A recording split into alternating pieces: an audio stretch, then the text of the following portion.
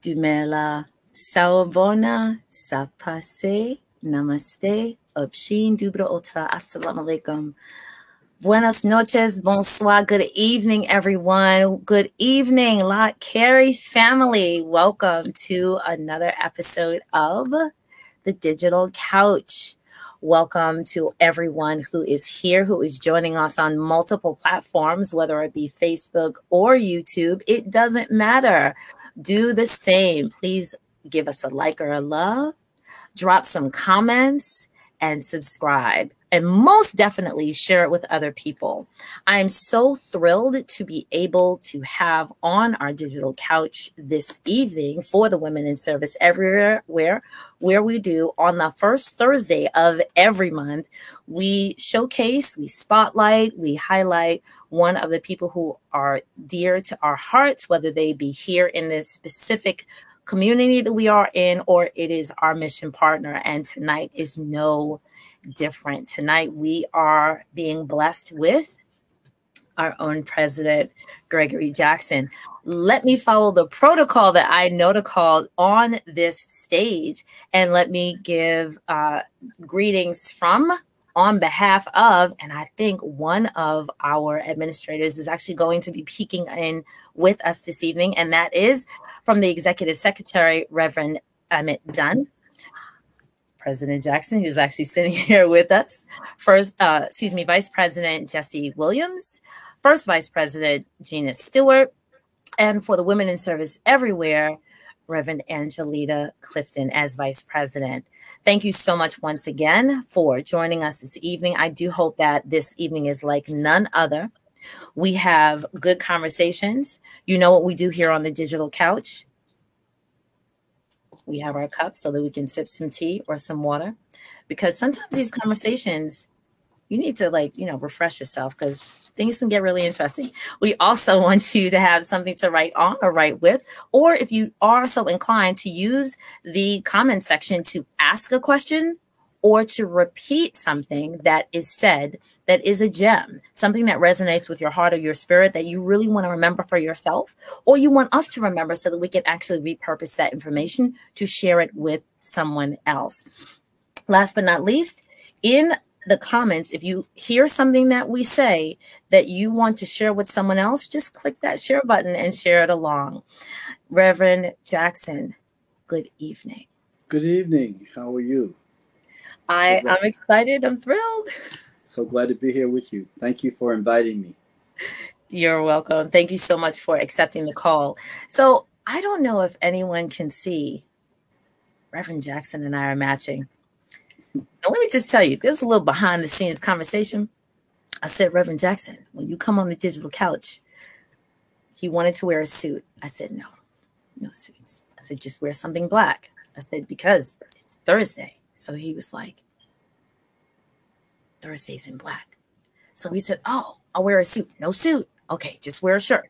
All right, so we're twinning here. We're twinning. I like to break the ice because, when we talk about missions, when we talk about ministry, sometimes it's, it's serious. And of course, missions and ministry is serious.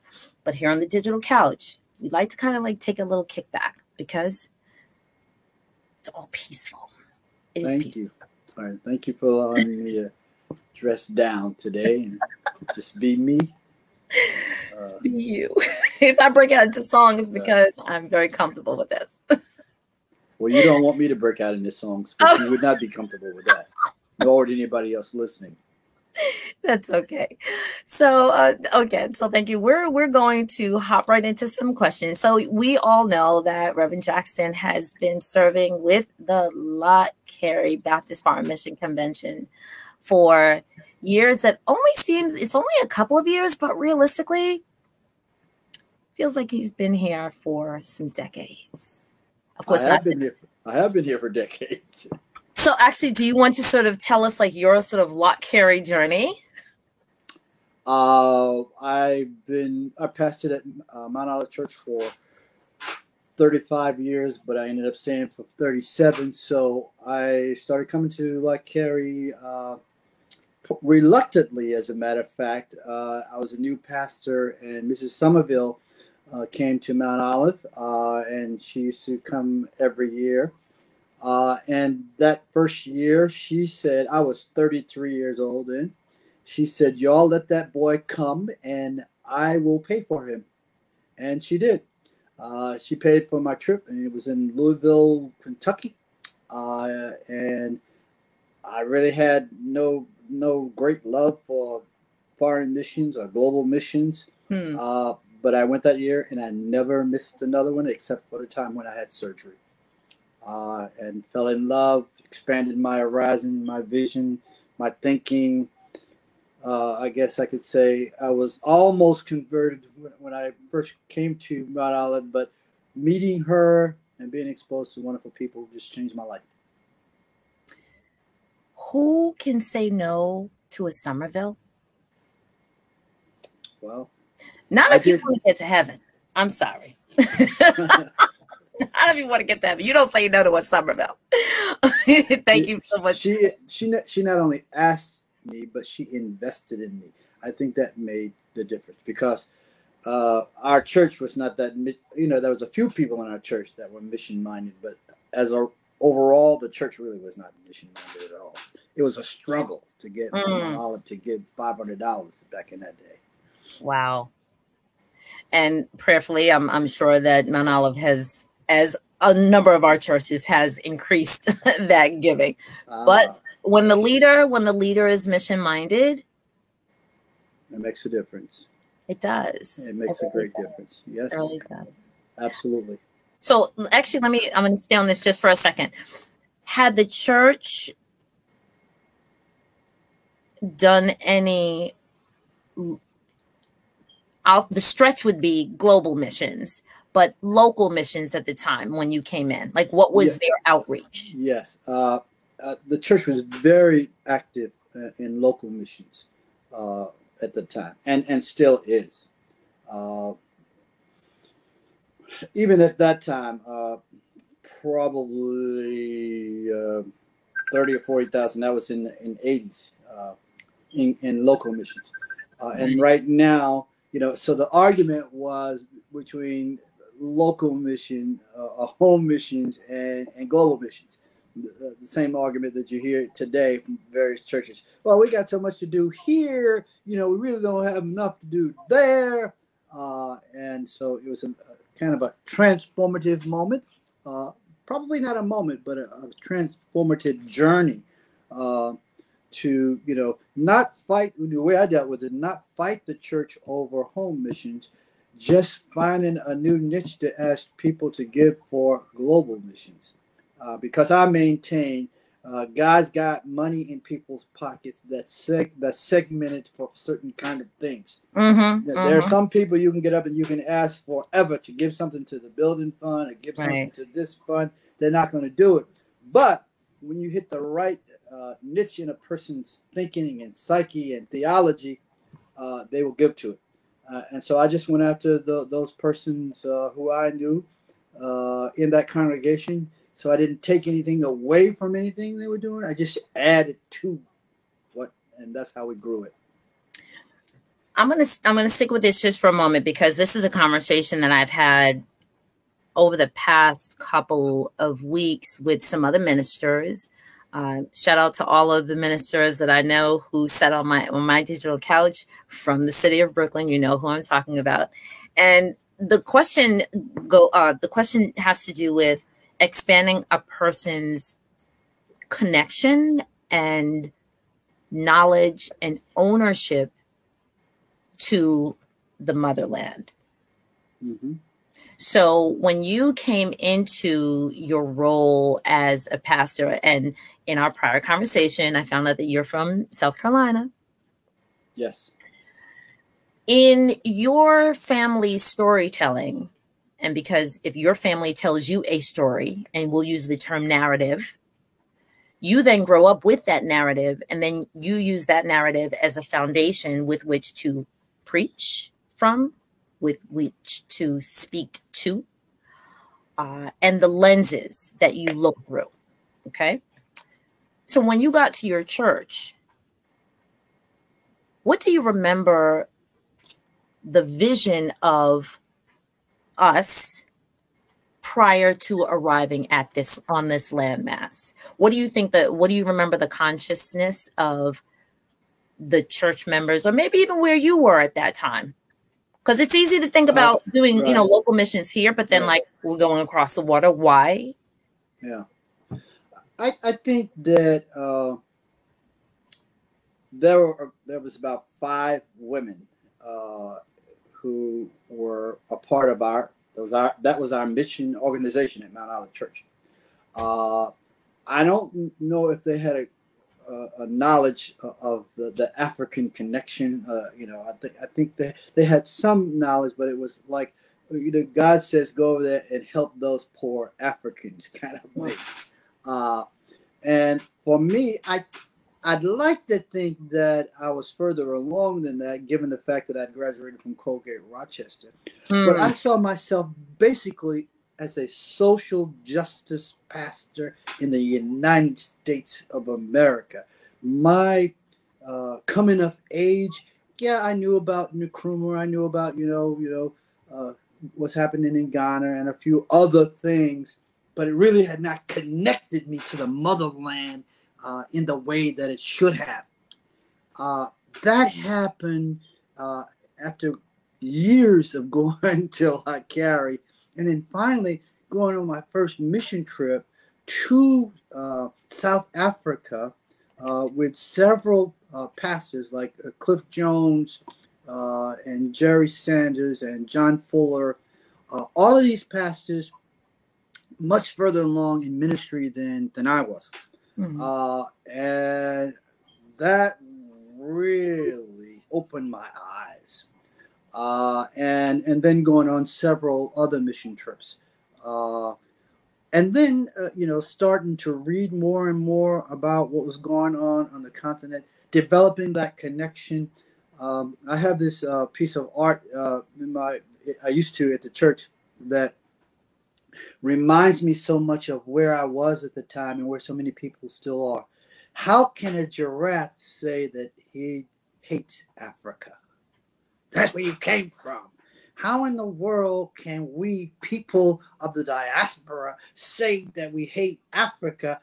Because that's where our roots are. That's where we came from. And we have to somehow begin to reconnect with our roots and our identity through study and through travel. And I recommend any pastor get on that plane, go somewhere, not just on a vacation, on a mission trip, with that purpose in mind, to open your eyes and to see a new depth of poverty and new depths of understanding of how we can just make a difference somewhere. I mean, we're not going to be able to eradicate all the various issues that we fight with around the world, but we can do our part. I want you to help me with this quote.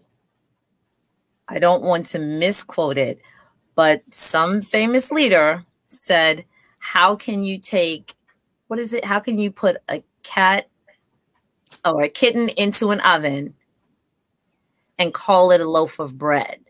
Are you familiar with that term? No, I'm not. It's aligned with, you cannot take the African out of Africa, place them on, let's say, the continent of the United States, and just call them an American. Yeah. Because that's where you extract, like you pick them up at. Right. There has to be an origin. Right. And so I just wanted to sort of like continue with that conversation for a moment, because it appears that if there is a disconnect with where we have come on prior to this landmass, then sometimes having a mind for missions, and if this is touchy for anybody, it's okay. There could be the continuation of the colonialized thought that we're going to go back and help, quote unquote, I'm saying this lightly, those poor people. Yeah. Well, I think we are a product of our time. Yes. The time that we live. And I grew up in the 50s and the 60s. We were still Negroes back then. So we had to I've been Negro, I've been colored, I've been Afro-American, I've been African-American, With the so hyphen and then without the hyphen. right. So, it's a part of growing in our own understanding through a Malcolm X and through a Louis Farrakhan and through, Black history programs and Black history studies. Young people today should be further along, certainly, than I was, being born in 1951, and understanding that connection. And if they're not, then we as parents have failed miserably to sort of reunite and reconnect and have a love for where we come from, and hopefully have a desire to visit it. Not so much that we got to go over and straighten everybody out, because that's certainly not the case at all. We go over and we share, and we learn and we grow, and our minds are broadened, and our thinking is broadened as well. I thank you so much. Thanks for just delving into that part of the conversation with me, because it's very, very crucial. It's very crucial that let me say it this way, the missionary mind of yesteryear, and let's say 80, 90 years ago, outside of the Lott Carey mind for missions, is looked at a little differently. So it's, yes, as you just said, let's go in. Let's quote unquote clean these people up. Let's show them a God. Mm-hmm. And whatever they were wearing, whatever they were singing, however they spoke, unless it is couched within, let's say, our version of the 66 books, it's not going to be acceptable.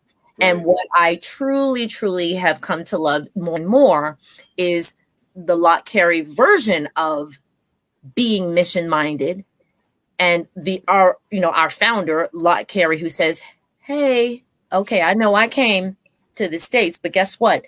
I have a whole lot of family and cousins and groups of people who are there who would be additionally blessed by this additional, aspect of how we already see God and our monotheistic ideology.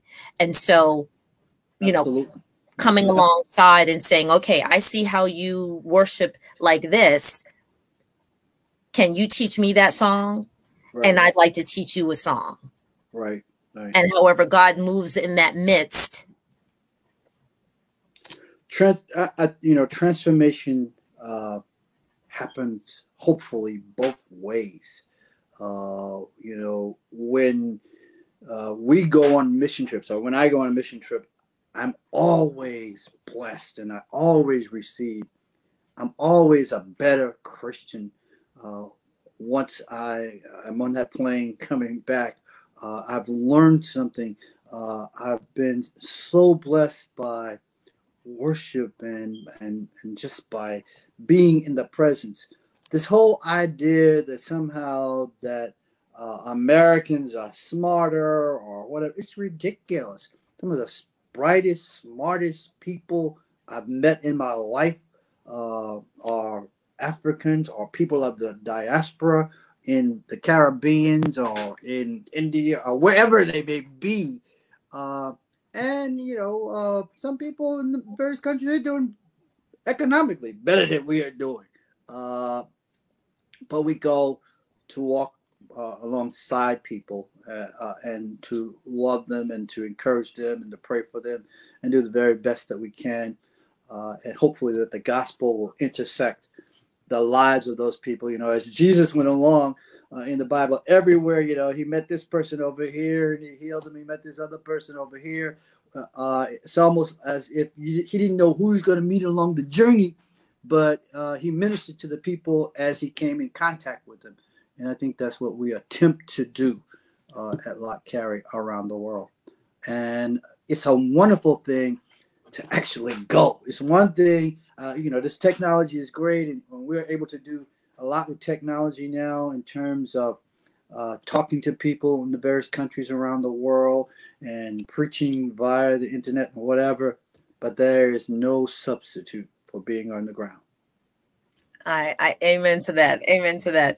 To those people who are watching us now, it would be great if we could, and that includes Reverend Jackson, could see, if not your name, but if you type in the city and state that you are from, if you type it into the comments, I'll actually be able to read it off so that you can, we can shout out your affiliation with us, whether you be a Lott Carey partner or if you're someone that Reverend Jackson or myself knows personally. We would love for you to just sort of hear what we're doing. Let me just reiterate that this is the Lott Carey Wise Digital Couch. This is episode 5 with our own president of our organization, which is President Greg Jackson.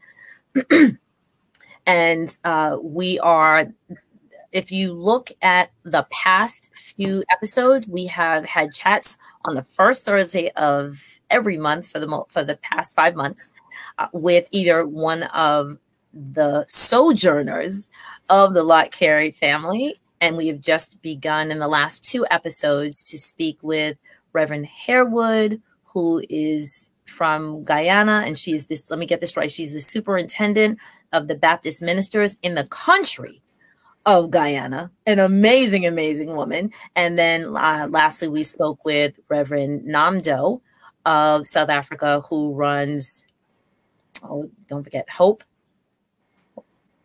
No, Teen Challenge. Sorry. Global Teen Challenge. There we go.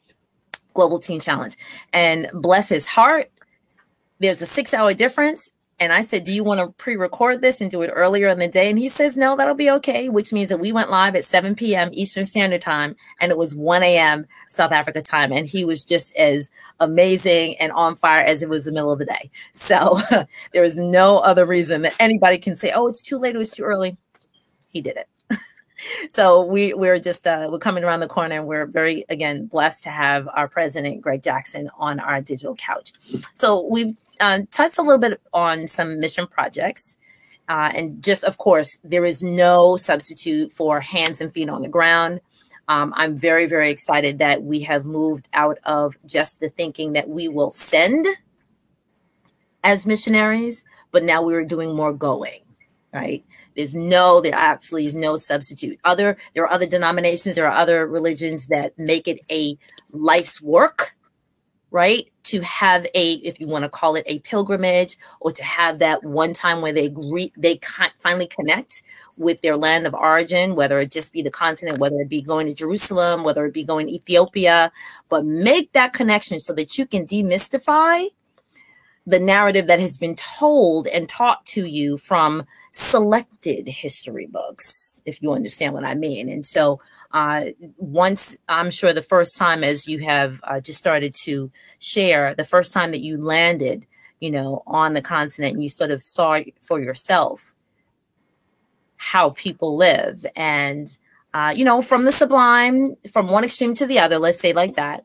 But that, yes, there is a level of supreme knowledge base, supreme efficacy, an understanding of the global economy, an understanding of the state and national economy, an understanding of agriculture that, clearly is, eons beyond what we have done in the United States. And of course, we've had to borrow a lot of technology and issues of farming from the continent of Africa. So it's just, thank you very much for sharing that. And so we are just giving everyone a charge, before you close your eyes, make a trip.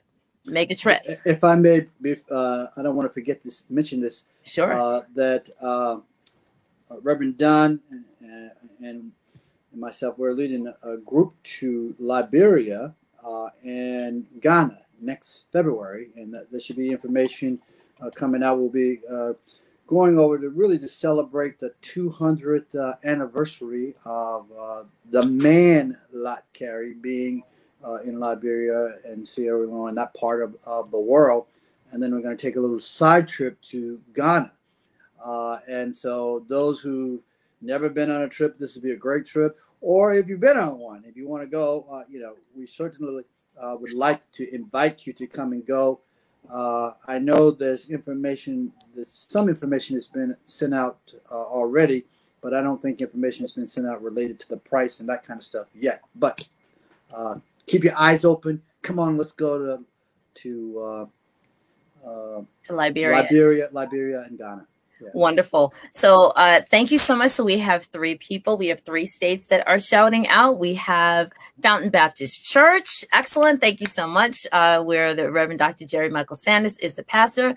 We have Elva Missionary Baptist Church in Gretna, Virginia, where the Reverend Dobley Garner is the pastor. Thank you so much. And of course, I can never live stream. And the most amazing person who always shows up, my mama. So my mom, Haley from Brooklyn, New York. Thank you so much, Mom. So we have Brooklyn in the house as well. Brooklyn is in the house. And you need to say it like that. I just have to say it. We also have Reverend Joanne Pearson Collins from Mount Zion Baptist Church in South Hackensack. All right. Come on. Church with the big heart. Yes.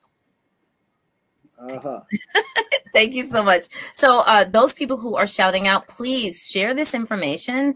And also, please, if someone can take the Lott Carey, because I'm not able to type it while I'm streaming, can you actually take the lottcarey.org URL and just drop it in the chat so that it can be live? I'll do the best I can once I finish streaming, but it's great to have this in the context of when we're speaking about it. That would be great.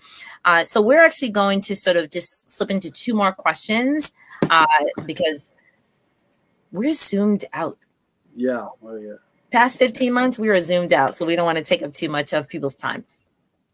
I would like to have you share some highlights on the relationship that the greater parent body, Lott Carey, has in your tenure to WISE, which formerly was the Women's Auxiliary, and it's now WISE. Well, first of all, I think we're blessed with the Women's Auxiliary and WISE and the excellent leadership that WISE has and their commitment to global missions and to whatever projects that they decide that they want to organize in a particular year. We've really been blessed with wonderful leadership over the years. And certainly this time is no different. We have suffered some loss during death over this recent year, but the Lord saw, Reverend Dr. Clifton stepped in. She's doing a wonderful, wonderful, wonderful job. Women in ministry, women in Lott Carey, like women in ministry, women in the church, rather, over the years. Where would we be without women in the church? Where would we be as Lott Carey without women's support, leadership, etc., etc.? And women have stepped up to support and to lead this organization long before we had the number of females in ordained ministry. People will do it ministry. And so it's a little different now. We're about to go into this new season where the Reverend Dr. Gina Stewart will be our next president. We're excited about that. We're excited about her. She is certainly a gifted, wonderful preacher and prophet. And so it's a new season, and I'm sure she will bring a lot to the Lott Carey ministry and the Lott Carey legacy. Excellent. We thank you. We thank you to hear those words coming from you, to champion the new light that will be shining, on our garden, right? The new light that'll be shining on our garden. We're very appreciative of her diligence, of her determination, of the movement, of the leadership, that it will work. Oh, it's God ordained. It's got to work. That it will work. That it will work. We're appreciative of that. So let me ask the question about your transformative work, let's say abroad and locally. what do you remember, or what can you say would be probably your greatest work that you have done as far as you can think, and then as close as you can think? And that could be prior to your work in Lott Carey, but of course it's Lott Carey mission minded. So just to sort of like give a shout out to something.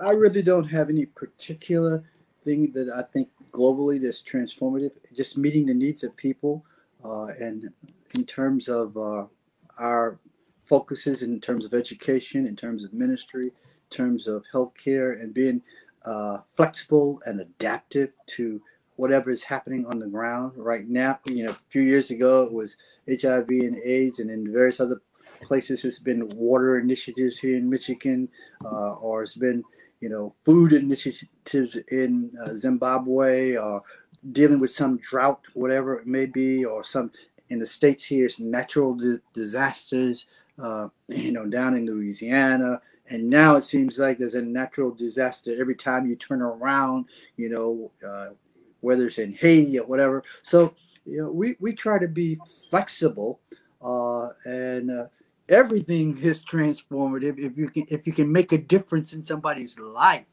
You know, if you can step up and be there and hold their hands and cry with them and pray with them and bring whatever resources you have to bear. You know, we never have enough resources, but we come in the name of Jesus Christ. So we pray, we hold their hands, and we just minister together with people, depending upon what's happening in their lives. What's happening now? When it happens, Lott Carey is there to be the additional set of feet and hands on the ground, and that's what we're really excited about. So I just want to say, we have Mount Sinai Baptist in Baltimore, Pastor Ray A. Cotton. Great. Thank you. Great. Thank you for joining us. We have Kay Bethia from TNEC. Okay, so I have the information about the trip, including costs, is on the Lott Carey website, and there is an opportunity to express interest as people register for the convention in August. Hint, hint. Right. Don't forget to register for that convention. We're doing it again virtually this year. We're excited about that Thursday night when Dr. Gina Stewart will be elected as a president. And those who are in Atlanta, you have friends down there. We're going to be at Green Forest Baptist Church. Go to the website to get all the particular information. We will be allowing people to come in on that Thursday night. We'll do the social distancing and all that kind of stuff, because we want to. This is historic, and we don't want to have a new election of our first female president in isolation. Unfortunately, we're not able to do it in the major convention like we normally would have done it. But, you know, these are the times that we're living in. So we're going to try to, sort of make something happen so we can have as much of the Lott Carey family there on that Thursday night as possible. Excellent. So I will decrease and she will increase. And so that actually brings me to my last sort of question, or last focused engagement moment, and that is, since we're turning a corner,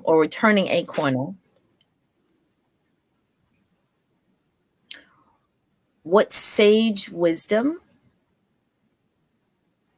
would you bequeath to her? Because we are going to show this to her.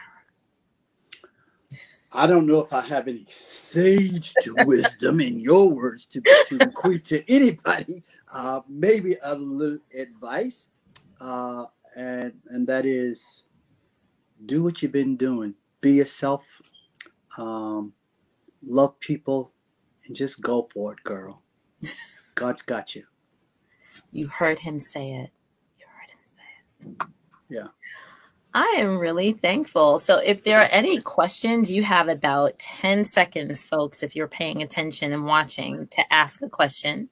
So this is what happens. If you are a regular Facebook user, we don't see your name. And so that's why we wanted you to sort of drop where you're from, but that's okay.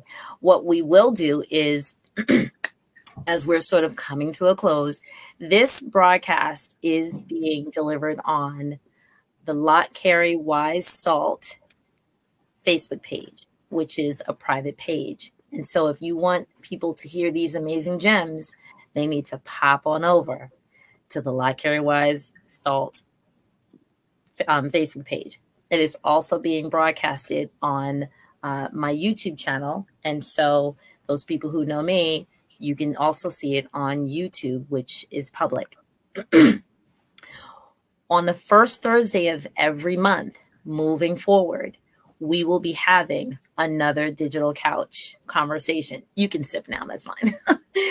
With one of our Lott, Carey, either going to be a partner or it's going to be one of the people within our leadership. So because we may be shut in, it doesn't necessarily mean we are shut out, nor should we take this quote unquote enclosure as an opportunity not to converse with people who we know. In essence, it has actually brought, right? It has actually brought us further across the waters and across state lines and across area codes and zip codes a little faster, because we've done what I like to say, push the live button. We've actually just said, hey, whether it's going to be Zoom or Google Classroom or what have you, I need to see your face somehow, some way. So we want to make sure that people do pop in. Always check us out on the first Thursday of the month so that you can continue to hear from our Lott, Carey family. Sir? I'm sorry. I have to get off the phone. I just want to thank you for this opportunity. I got to make this other Zoom call that I have to make. Bless you all. Thank you all for joining me. Thank you for joining us on this call. I have to go, okay? God bless. Right. Good day. All right. Bye-bye.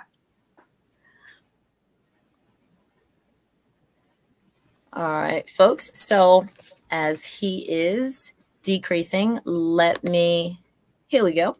Let me just come back into the camera and say, if you have, again, any other comments or questions, please drop them in the comment section below.